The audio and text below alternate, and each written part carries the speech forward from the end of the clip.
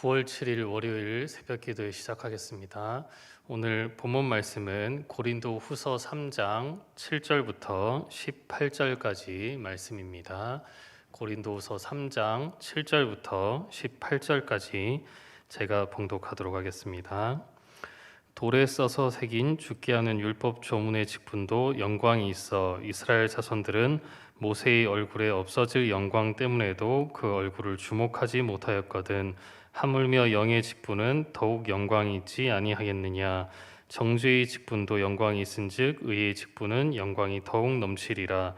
영광되었던 것이 더 큰 영광으로 말미암아 이에 영광될 것이 없으나 없어질 것도 영광으로 말미암았은즉 길이 있을 것은 더욱 영광 가운데 있느니라.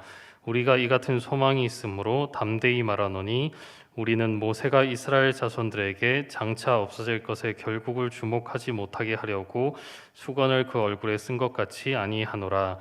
그러나 그들의 마음이 완고하여 오늘까지도 구약을 읽을 때에 그 수건이 벗겨지지 아니하고 있으니 그 수건은 그리스도 안에서 없어질 것이라.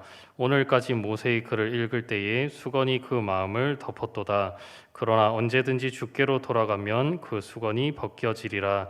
주는 영이시니 주의 영이 계신 곳에는 자유가 있느니라.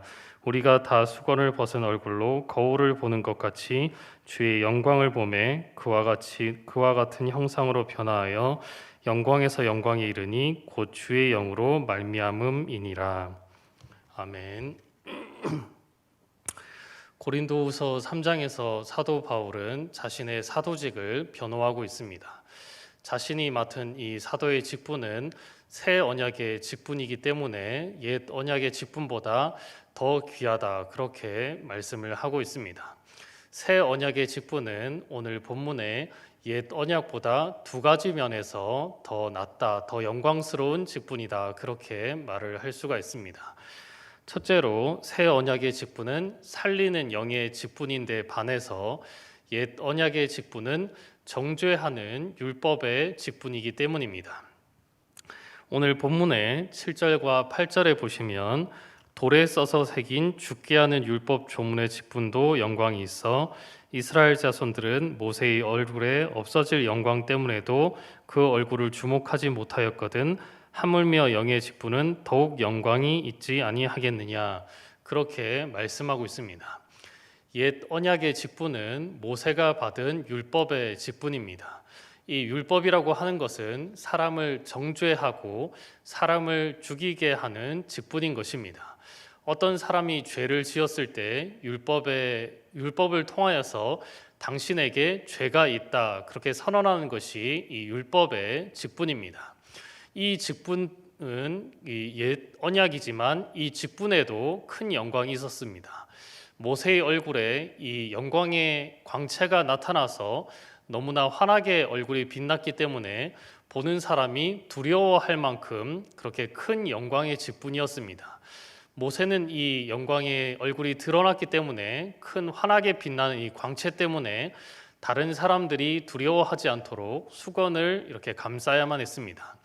그만큼 옛 언약의 직분이 컸습니다. 그런데 사도 바울은 지금 우리가 감당하고 있는 이 직분은 새 언약의 직분이 훨씬 더 큰 영광스러운 직분이다, 그렇게 말씀하는 것입니다. 율법의 직분은 사람을 죽게 하지만 오히려 새 언약의 직분, 이 복음의 직분은 사람을 살리는 직분이며 또 영에 속한 직분이기 때문입니다. 상식적으로 생각을 해봐도 어떤 죄인이 있을 때에 그 사람을 심판하고 재판하는 이 재판장의 자리도 큰 영광의 직분이라고 할 수 있지만 그 사람을 살려주고 그 사람을 대신해서 죽은 이 직분이, 복음을 전하는 이 직분이 훨씬 더 큰 영광의 직분이다 하는 것을 알 수가 있습니다. 오늘 본문 말씀의 9절에도 보니까 정죄의 직분도 영광이 있은즉 의의 직분은 영광이 더욱 넘치리라, 그렇게 말씀하고 있습니다. 죄를 깨닫게 해주고 죄를 정죄해 주는 것도 영광의 직분이지만 사람을 살리고 사람을 구원하는 이 복음의 직분이, 새 언약의 직분이 더 큰 영광스러운 직분이다 하는 것을 증거한 것입니다. 둘째로 새 언약의 직분이 옛 언약의 직분보다 더 영광스러운 이유는 옛 언약의 직분은 구약 시대에 한정된 일시적인 것이지만 새 언약의 직분은 신약 시대부터 시작된 계속되는 영원한 직분이기 때문입니다. 오늘 본문 말씀에도 보면 7절 하반절에 보시면 모세의 얼굴에 없어질 영광 때문에도 그 얼굴을 주목하지 못하였거든, 그렇게 말씀하고 있습니다. 모세의 얼굴은 이 옛 언약의 직분 때문에 빛났습니다. 너무나 빛나서 사람들이 쳐다볼 수조차 없었습니다. 그러나 이 빛나는 것은 영원히 지속되지 않았습니다. 모세의 얼굴이 빛나는 것은 일시적으로, 한시적으로 그처럼 되었던 것입니다. 그와 마찬가지로 옛 언약의 직분은 일시적입니다. 구약 시대에는 중요한 직분이었으나 그러나 신약 시대에 복음의 직분에 비교하면 더 영광스럽지 못한 것이다 하는 것이 오늘 본문 말씀의 내용입니다. 11절에도 보니까 없어질 것도 영광으로 말미암았은즉 길이 있을 것은 더욱 영광 가운데 있느니라, 그렇게 말씀하고 있습니다. 모세의 이 옛 언약의 직분이 일시적인데 그렇게 큰 영광이었다면 영원한 새 언약의 직분, 이 복음의 직분은 얼마나 더 큰 영광인가 하는 것을 사도 바울은 증언하고 있는 것입니다. 이처럼 사도 바울은 이 두 가지 이유 때문에 자신의 사도 직분이 옛 언약의 직분보다 새 언약의 이 직분이 더 귀하고 더 크고 더 영광스럽다 하는 것을 증거하였습니다. 사도 바울은 이어서 계속해서 나는 이 직분을 담대하게 증거하겠다, 복음 전하는 일에 더욱더 담대히 나아가겠다, 그렇게 말씀하고 있습니다. 12절 13절에 보니까 우리가 이 같은 소망이 있으므로 담대히 말하노니 우리는 모세가 이스라엘 자손들에게 장차 없어질 것의 결국을 주목하지 못하게 하려고 수건을 그 얼굴에 쓴 것 같이 아니하노라, 그렇게 말씀하였습니다. 모세는 이 구약의 율법이라고 하는 것은 아직 가려진 것이기 때문에 이 실제 오는 예수님의 이 형상이며 그림자이기 때문에 이것은 아직 완전하게 드러나지 않았습니다. 그래서 모세도 자신의 얼굴을 수건으로 가렸고 율법이라고 하는 것도 예수님이 오실 때에 가장 완전하게 드러나는 것입니다. 그런데 사도 바울은 이제 나는 이 복음의 직분을 담대히 증거한다, 그렇게 말씀하였습니다. 예수님이 이미 오셨고 그리고 많은 사람들이 보는 앞에서 죽으셨다가 3일 만에 부활하셨기 때문에 자신은 이러한 부활의 기쁨을 담대하게 드러내어 증거하겠다 하는 말씀입니다. 또 14절 15절에 보니까 이렇게 말씀하고 있습니다. 그러나 그들의 마음이 완고하여 오늘까지도 구약을 읽을 때에 그 수건이 벗겨지지 아니하고 있으니 그 수건은 그리스도 안에서 없어질 것이라. 오늘까지 모세의 글을 읽을 때에 수건이 그 마음을 덮었도다, 그렇게 말씀하고 있습니다. 모세가 얼굴을 수건으로 가린 것은 자신이 하는 이 구약의 율법이 오는 신약의 복음에 비해서 아직 완전하지 않기 때문입니다. 그 영광의 광채를 보고 사람들이 두려워하였기 때문에 자신의 얼굴을 가린 것인데, 신약에 이르렀음에도 불구하고 이미 율법의 완성이신 예수님이 오셨음에도 불구하고 아직까지도 이 유대인들 가운데에는 율법에서 벗어나지 못한 사람들이 있었습니다. 이 율법에서 벗어나지 못한 사람들은 무작정 모세를 따라서 그들의 얼굴을 수건으로 가리고 이 구약의 율법의 말씀을 읽은 것입니다. 모세가 수건을 가린 것은 이유가 있었기 때문인데 그 광채가 드러나지 않기 위해서 가린 것인데, 신약 시대가 왔음에도 불구하고 이 사람들의 마음은 닫혔기 때문에 예수님을 율법의 완성으로 인정하지 않았기 때문에 여전히 그들은 수건으로 얼굴을 가리고 성경 말씀을 읽은 것입니다. 모세는 이러한 닫힌 마음을 가진 자들에게 속히 그 수건을 벗어버리고 예수님께로 돌아가라, 예수님께로 나아가라, 그렇게 권면하고 있습니다. 16절 17절에 보니까 그러나 언제든지 주께로 돌아가면 그 수건이 벗겨지리라. 주는 영이시니 주의 영이 계신 곳에는 자유가 있느니라, 그렇게 말씀하고 있습니다. 주님께로 돌아가면 이 수건이 벗어진다는 것입니다. 율법에서 머무는 것이 아니라 율법을 벗어나서 복음을 받아들이고 믿음으로 구원을 얻는, 사람을 정죄하는 데서 그치는 것이 아니라 사람을 살리는 의의 직분을 받게 된다 하는 것입니다. 18절에도 보니까 우리가 다 수건을 벗은 얼굴로 거울을 보는 것 같이 주의 영광을 보매 그와 같은 형상으로 변화하여 영광에서 영광에 이르니 곧 주의 영으로 말미암음이니라. 그렇게 말씀하고 있습니다.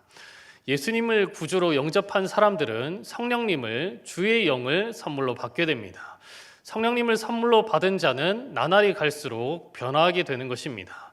나날이 성화의 과정을 거치고 그리고 마지막에 주님께서 다시 오실 때에는 주님과 같이 마치 모세의 얼굴이 빛난 것처럼 빛나는 형상으로 변하게 되는 것입니다. 그러나 어떤 사람들은, 어떤 유대인들 가운데는 아직도 이 복음의 진리를 받아들이지 못하고 계속해서 옛 율법의 언약에 머무는 자들이 있었습니다. 율법의 완성이 예수님이신데 그것을 받아들이지 못하고 끝까지 수건으로 얼굴을 가리고 아직까지도 이 구약의 율법이 완성되지 않은 것처럼 살아가는 자들이 있었습니다. 오늘 이 본문 말씀은 다른 사람이 아닌 오늘 우리 자신들에게 주어지는 말씀입니다. 지금도 교회 안에 있는 사람들 가운데에는 아직까지도 이 구약의 율법 가운데 머무는 자들이 있습니다. 다른 사람들을 정죄하고 그리고 다른 사람들을 비판하고 다른 사람들을 공격하는 것이 신앙의 높은 경지에 이른 사람이 할 수 있는 일이다, 그렇게 생각하는 그러한 자들이 있는 것입니다. 그러나 오늘 우리는 우리 마음 가운데 가려진 이 수건을 벗어버려야 합니다. 하나님께서 원하시는 것은 다른 사람들을 정죄하고 비판하는 것이 아니고 살려주는 것이고 구원하는 일입니다. 우리 자신을 드러내는 것이 아니라 우리의 주가 되시며 율법의 완성이 되시는 예수님께로, 예수님을 드러내고 예수님께로 인도하는 일입니다. 이런 우리의 직분을 감당할 때에 하나님이 기뻐하시며 새 언약의 이 일꾼된 직분을 잘 감당한다, 그렇게 말할 수가 있을 것입니다.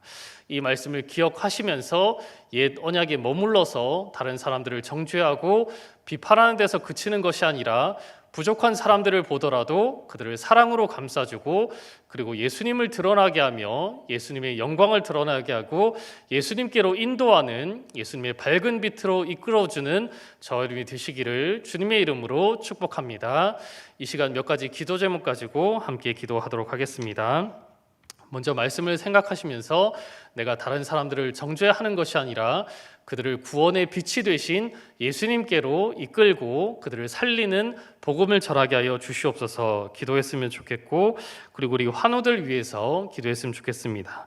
특별히 김만율 집사님 신장암 수술과 그리고 쓸개 제거 수술 후에 지금 수술은 잘 끝났고 회복 중에 있습니다. 이 회복이 잘 이루어질 수 있도록 기도해 주시면 좋겠습니다. 그리고 김영식 성도님 신장 수술 후에 회복 중에 있습니다. 그리고 이 몸이 많이 호전이 되면 대장암 수술이 예정되어 있습니다. 몸이 잘 이 병세가 나아서 몸이 호전되어서 대장암 수술까지도 잘 이루어지도록 그렇게 기도해 주셨으면 좋겠습니다. 그리고 김성환 성도님 봉화직염으로 2주간 항생제 주사 치료를 한다고 합니다.